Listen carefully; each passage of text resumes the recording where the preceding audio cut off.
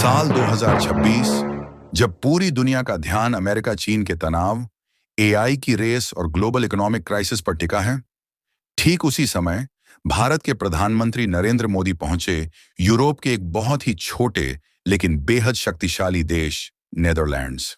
दोस्तों, पहली नजर में नक्शे पर नेदरलैंड्स आपको एक छोटा सा देश लग सकता है, जिसकी आबादी हमारे दिल्ली या मुंबई से भी कम है।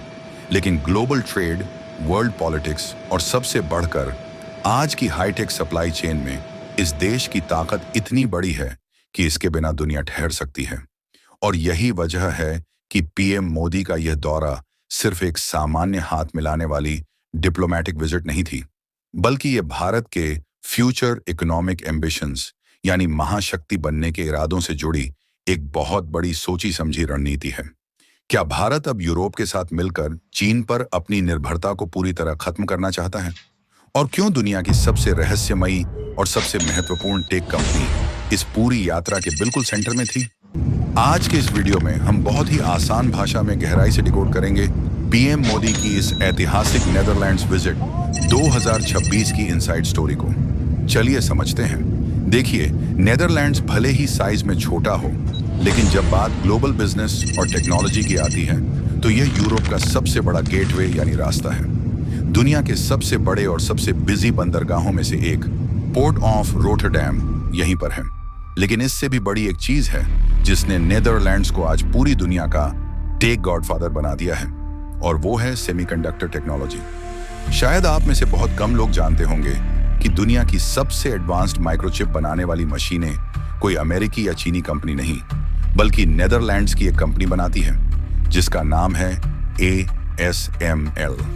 आज आप जो भी मॉडर्न स्मार्टफोन इस्तेमाल कर रहे हैं, जो भी एआई सर्वर चल रहा है या जो सुपर कंप्यूटर हैं, वो किसी न किसी रूप में इसी ASML की लिथोग्राफी टेक्नोलॉजी पर निर्भर है। यानी सीधे शब्दों में कहें तो अगर आज के दौर में किसी भी देश को भविष्य की टेक्नोलॉजी की रेस जीतनी है तो उसका रास्ता नेदरलैंड्स की गलियों से होकर ही गुजरता है। इसीलिए 15 से 17 मई 2026 के बीच जब पीएम मोदी एम्स्टर्डम पहुंचे तो माहौल काफी गंभीर था। उन्होंने डच प्रधानमंत्री रॉब जेटन के साथ एक लंबी द्विपक्षीय बैठक की और साथ ही डच राज परिवार से भी मुलाकात की। सतह पर देखने पर आपको लगेगा कि यहाँ कई समझौतों पर दस्तखत हुए, बिजनेस राउंड टेबल्स हुई और वाटर मैनेजमेंट पर चर्चा हुई। लेकिन अगर आप इसके बिहाइंड द सीन्स को देखेंगे तो भारत का असली फोकस 4 मुख्य स्तंभों पर था। पहला सेमीकंडक्टर्स, दूसरा आर्टिफिशियल इंटेलिजेंस, तीसरा क्लीन एनर्जी और चौथा ग्लोबल सप्लाई चेन्स को रीस्ट्रक्चर करना। दोस्तों, इस समय पूरी दुनिया एक अघोषित सेमीकंडक्टर वॉर यानी चिप्स के युद्ध से गुजर रही है। अमेरिका और चीन दोनों ही एडवांस चिप्स पर कब्जा करने के लिए आमने सामने हैं, और इसी बीच भारत भी अपने इंडिया सेमीकंडक्टर मिशन के तहत खुद को एक ग्लोबल चिप मैन्युफैक्चरिंग हब बनाना चाहता है।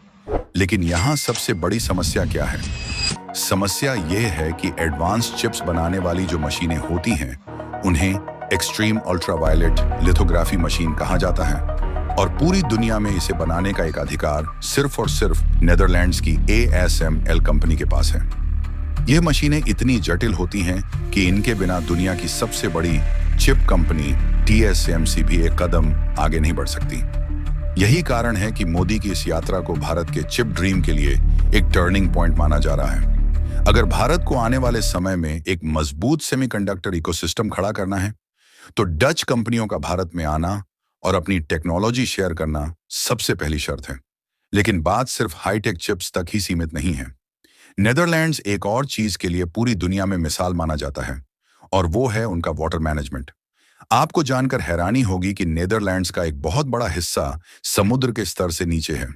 इसके बावजूद अपनी कमाल की इंजीनियरिंग, जादुई फ्लड बैरियर्स और कैनल सिस्टम की वजह से ये देश कभी नहीं डूबता। दूसरी तरफ अगर हम भारत को देखें तो हर साल हमारे यहाँ भयानक बाढ़ आती है, शहरों में वाटर क्राइसिस होता है और नदियां प्रदूषित हो रही हैं। इसीलिए इस यात्रा के दौरान दोनों देशों के बीच क्लाइमेट रेजिलेंट एग्रीकल्चर और अर्बन वाटर मैनेजमेंट को लेकर बेहद महत्वपूर्ण रणनीतिक साझेदारी की गई, ताकि भारत डच इंजीनियरिंग से सीखकर अपने शहरों को डूबने से बचा सके। अब बात करते हैं उस हिडन जियोपॉलिटिकल एंगल की, जिसे आमतौर पर खबरों में खुलकर नहीं बताया जाता, और वो एंगल है चीन।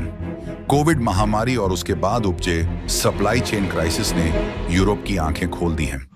यूरोप को समझ आ गया है कि किसी एक देश पर पूरी तरह निर्भर रहना कितना खतरनाक हो सकता है। इसीलिए यूरोप अब अपनी डी रिस्किंग नीति के तहत चीन के विकल्प तलाश रहा है, और भारत इस बहती गंगा में हाथ धोना चाहता है।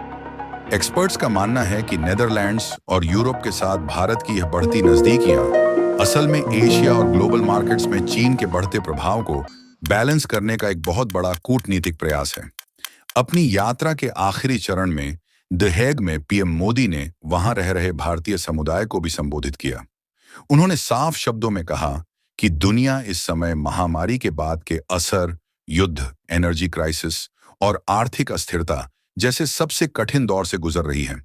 लेकिन इस पूरे अंधकार के बीच भारत एक ब्राइट स्पॉट यानी उम्मीद की किरण बनकर उभरा है। मोदी ने भारत के digital revolution, UPI, AI progress और देश के बदलते आर्थिक ढांचे का जिक्र किया। उनका ग्लोबल मैसेज बिल्कुल लाउड एंड क्लियर था। भारत अब सिर्फ एक विकासशील देश या मूकदर्शक नहीं है, बल्कि वो आने वाले समय में ग्लोबल पावर डायनेमिक्स को तय करने वाली एक बड़ी शक्ति बन रहा है। तो अब समय आता है हमारे फाइनल और निष्पक्ष विश्लेषण का। क्या पीएम मोदी की यह नीदरलैंड्स यात्रा वाकई सफल रही? अगर हम इसके सकारात्मक पक्ष को देखें तो भारत और यूरोप के बीच रिश्ते एक नए रणनीतिक स्तर पर पहुंच गए हैं। सेमीकंडक्टर और क्लीन एनर्जी में निवेश आने के रास्ते साफ हुए हैं। लेकिन अगर हम इसका दूसरा पहलू देखें तो कई एक्सपर्ट्स का यह भी कहना है कि इस यात्रा में जो घोषणाएं हुई हैं उन्हें जमीन पर उतरने में सालों लग सकते हैं। भारत को अगर सच में एक चिप सुपर पावर बनना है तो सिर्फ समझौतों से काम नहीं चलेगा। हमें अपने घरेलू मैन्युफैक्चरिंग इंफ्रास्ट्रक्चर, बिजली पानी की 24 घंटे सप्लाई और लाल फीताशाही को बहुत तेजी से सुधारना होगा, क्योंकि चीन से मुकाबला करना इतना आसान नहीं है। यानी ऊपर ऊपर से तो दोस्ती और हाथ मिलाना दिख रहा है, लेकिन सतह के नीचे शीत युद्ध की कड़वाहट आज भी उतनी ही बरकरार है। अमेरिका और चीन की यह दुश्मनी या प्रतिद्वंद्विता सिर्फ दो देशों की कहानी नहीं है दोस्तों। ये आने वाले नए वर्ल्ड ऑर्डर की स्क्रिप्ट है, जिसका सीधा असर आपकी जेब, आपकी नौकरियों और ग्लोबल पीस पर पड़ता है। और शायद इतिहास में 2026 की इस मुलाकात को उस मोमेंट के रूप में याद किया जाएगा जब भारत और यूरोपीय शक्तियों ने मिलकर भविष्य की इकोनॉमी को नया आकार देना शुरू किया था। आपको क्या लगता है, क्या भारत सच में अमेरिका और चीन की तरह एक ग्लोबल चिप पावर बन पाएगा? क्या हम चीन पर अपनी निर्भरता को पूरी तरह खत्म कर पाएंगे? अपनी राय नीचे कमेंट सेक्शन में जरूर लिखिए। अगर वीडियो इंफॉर्मेटिव लगी हो तो इसे लाइक करें, दोस्तों के साथ शेयर करें, और ऐसी ही जियोपॉलिटिक्स और वर्ल्ड अफेयर्स की गहरी एनालिसिस के लिए चैनल को सब्सक्राइब करना बिल्कुल मत भूलिए। मिलते हैं अगले वीडियो में। बहुत बहुत धन्यवाद।